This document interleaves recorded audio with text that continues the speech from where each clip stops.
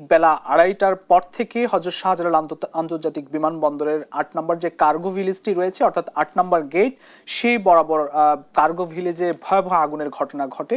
বেলা ২:৩০টার পরপরই আগুনের ঘটনাটি ঘটে। আপনারা জানেন যে দেশের সবচেয়ে ব্যস্ততম বিমানবন্দর হযরত শাহজালাল আন্তর্জাতিক বিমানবন্দর, যেখানে প্রতিদিনই ১৫০ থেকে ২০০টি আন্তর্জাতিক এবং লোকাল ফ্লাইট মিলিয়ে ওঠানামা করে। এবং সেই হযরত শাহজালাল আন্তর্জাতিক বিমানবন্দরে কিছুক্ষণ আগে সাময়িকভাবে বিমান চলাচল বন্ধ রাখা হয়েছে। সেই হযরত শাহজালাল আন্তর্জাতিক বিমানবন্দরের ওঠানামা করা যে বিমানগুলো রয়েছে, সেগুলোকে, আন্তর্জাতিক ফ্লাইটগুলোকে চট্টগ্রামের দিকে পরিচালিত করা হচ্ছে। এই মুহূর্তে সেখানে ভয়াবহ অগ্নিকাণ্ডের ঘটনা ঠিক বেলা ২:৩০টার পর থেকে ঘটছে এবং সেখানে ধাউ ধাউ করে আগুন জ্বলছে কার্গো ভিলেজে। আপনারা জানেন যে বিভিন্ন আন্তর্জাতিক রুট থেকে যেসব মালামাল আসলে ফ্লাইট যোগে বিমানবন্দরে আসে, সেই মালামালগুলো কিন্তু এই কার্গো ভিলেজে মজুত করে রাখা হয়। এখান থেকে আসলে ছাড়পত্র নিয়ে এসব মালামাল তারপরে বেরিয়ে আসে। কাস্টমসের ছাড়পত্র পাওয়ার পরই আসলে কিছুটা সময় লাগে।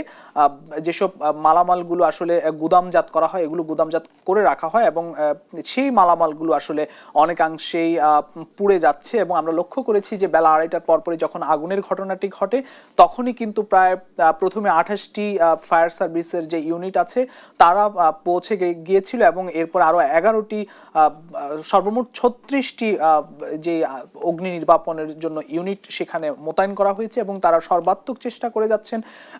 সেখানে সেনাবাহিনী থেকে শুরু করে সামরিক বাহিনীর সদস্যরা, বিভিন্ন সামরিক বাহিনীর সদস্যরা সেখানে মোতায়েন রয়েছেন। তারা সর্বাত্মক চেষ্টা করে যাচ্ছেন দেশের আন্তর্জাতিক যে বিমানবন্দরটি, সবচেয়ে বড় আন্তর্জাতিক বিমানবন্দর, আমরা লক্ষ্য করছি যে ধাউ ধাউ করে আগুনের যে লেলিহান শিখা সেটি এবং তার চেয়েও বেশি যে ধোঁয়ার কুণ্ডলি উঠে আসছে, এতেই কিন্তু বোঝা যাচ্ছে যে সেখানে এখনো ধাউ ধাউ করে আগুন জ্বলছে ভেতরে। আপনি জানেন যে কার্গো ভিলেজের যে শেডটি রয়েছে, সেটির ভিতরে মালামালগুলো পুড়ে ছাই হয়ে যাচ্ছে, যার ধোঁয়া কিন্তু আগুনের কুণ্ডলি হয়ে আকাশে উড়ে আসছে। এবং ফায়ার সার্ভিসের যে কর্মীরা রয়েছেন তারা সর্বাত্মক জীবনের ঝুঁকি নিয়ে চেষ্টা করে যাচ্ছেন। এটি থেকে আমাদেরকে জানিয়েছেন ২৮টি ইউনিট এখানে কার্যক্রম চালাচ্ছেন এবং তাদের ৮টি ইউনিট এখানে তারা কাজ করে যাচ্ছেন। সেই ৮টি ইউনিট কিছুক্ষণের মধ্যে হয়তো পৌঁছাবেন এবং তারাও এখানে পানি যে সরবরাহ সবকিছু মিলিয়ে আগুন নিয়ন্ত্রণের জন্য তারা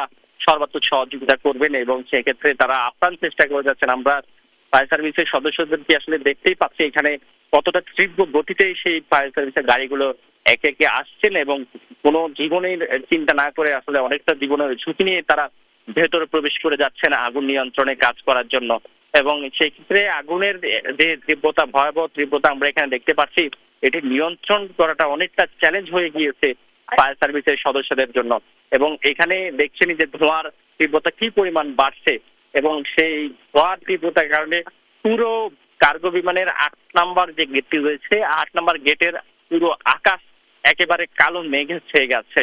অর্থাৎ পুরোটাই কিন্তু কালো মেঘের ছায়ায় এখানে আমরা দেখছি যে বৃষ্টিত রয়েছেন এবং সেক্ষেত্রে সূর্যের মাঝে যে উঁকি দেয় কালো মেঘ, মেঘের মধ্যেই কিন্তু ধোঁয়ার যে তীব্রতা সেটি সংযুক্ত হয়ে গিয়েছে, এমন একটি অবস্থা এখানে আমরা দেখতে পাচ্ছি। তো দর্শক দেখতেই পাচ্ছেন এখানে বাইরে যে অবস্থা, এখানে কিন্তু একে একে যে সাধারণ যে মানুষ তাদের ভিড় কিন্তু বাড়ছে। সেই ভিড়গুলোকে নিয়ন্ত্রণ করার জন্য একদিকে যেমন আইন শৃঙ্খলা বাহিনী কাজ করছে, অন্যদিকে পানি সরবরাহের জন্য এখানে ব্যাপকভাবে কাজ করা হচ্ছে। কারণ যেহেতু এখানে এত ভয়াবহ আগুন লেগেছে, এটি নিয়ন্ত্রণের জন্য সবচেয়ে বেশি এখন জরুরি হয়ে পড়েছে পানি সরবরাহ। অর্থাৎ পানির মাধ্যমে এখানে ঢাকায় সবচেয়ে বড় যেটি সমস্যা, আগুনের ঘটনা যখনই আসলে ঘটে থাকে বেশিরভাগ সময়ে একটা বড় সমস্যা সৃষ্টি হয় যে পানি সংকট দেখা দেয়। তো সেক্ষেত্রে পানি সরবরাহ করেই মূলত এখানে যারা আছেন, তারা ফায়ার সার্ভিসের সদস্যদের পাশাপাশি অন্যান্য বাহিনীর সদস্য যারা আছেন, তারা এখানে এই পানি সরবরাহের জন্য সহযোগিতা করছেন এবং তারা কাজ করছেন।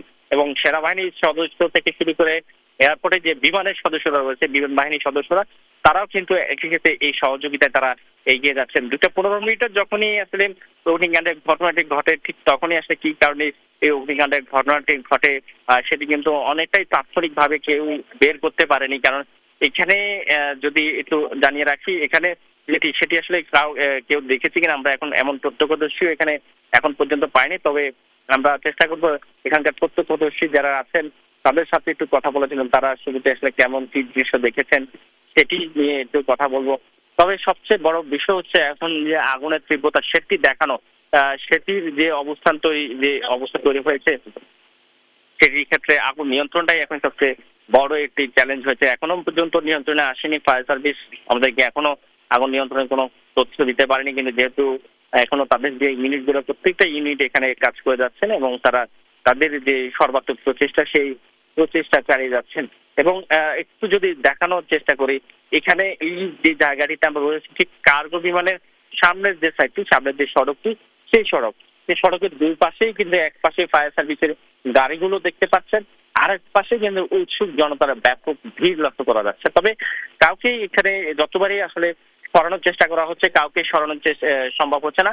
আর আরেকটি বিষয় যদি আমরা একটু এইখানকার কার্গো বিমানবন্দরের যে কার্গো যে গেটটি রয়েছে সেটি যদি একটু দেখানোর চেষ্টা করি, সেটি কিন্তু পুরো চারপাশ একেবারে কালো ধোঁয়ায় ঢেকে গিয়েছে। অর্থাৎ এখানে ভেতরে ব্যাপক পরিমাণে ক্ষয়ক্ষতি বলতে কিছুই আসলে পাওয়া যাবে না মনে হয়, এমন একটি অবস্থা আমরা এখানে লক্ষ্য করতে পারছি। একেবারে বিমানবন্দরের কার্গো সাইটটি পুরোটাই আগুনের ধোঁয়া উঠছে।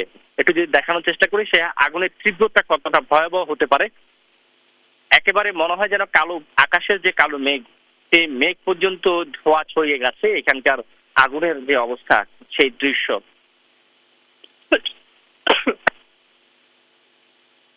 দর্শক, যেটি বলছিলাম আসলে 2:15 যখন অগ্নিকাণ্ডের ঘটনা ঘটে তার পরপরই এখানে যে সদস্যরা রয়েছেন, শুরুতেই এয়ারপোর্টে যারা কাজ করেন, এয়ারপোর্টের আর্ম পুলিশ এবং একই সাথে বিমানবন্দরের যে বিমান বাহিনীর সদস্যরা এখানে কাজ করে থাকেন, তারা এখানে অবস্থান নিয়েছেন। তারাও শুরু থেকে এখানে সহযোগিতায় অংশ নেন এবং অংশ নেওয়ার এক পর্যায়ে কিন্তু আমরা দেখেছি সাথে সাথে যখনই আগুনের তীব্রতা ছড়িয়ে পড়ে তখন অন্যান্য যে আইন শৃঙ্খলা বাহিনীর সদস্য যারা আছেন তারা এখানে একে একে যোগ দেন এবং ফায়ার সার্ভিস তাদের 5টি ইউনিট শুরুর দিকেই কোনো ধরনের কোনো চিন্তা না করে শুরুর দিকে এই খবর পাওয়ার সাথে সাথে তারা 5টি ইউনিট এখানে পাঠিয়ে দেন।